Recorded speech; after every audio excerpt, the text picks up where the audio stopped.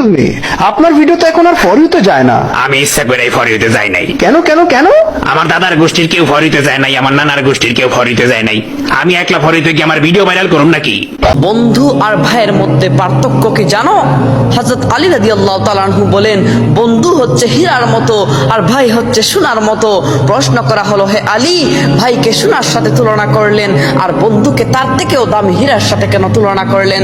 আলী রাদিয়াল্লাহু তাআলা আনহু বলেন, সোনা যতবারই ভেঙে যাক না কেন তাকে গলিয়ে আবার আগের মতো করা যায়, কিন্তু হীরা যদি একবার ভেঙে যায় তাকে আর কখনো আগের মতো করা যায় না।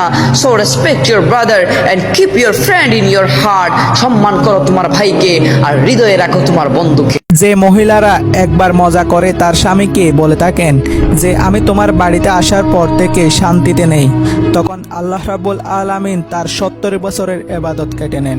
আল্লাহ রাব্বুল আলামিন আমাদের সকল বোনদের বোঝার তৌফিক দান করুন, আমিন।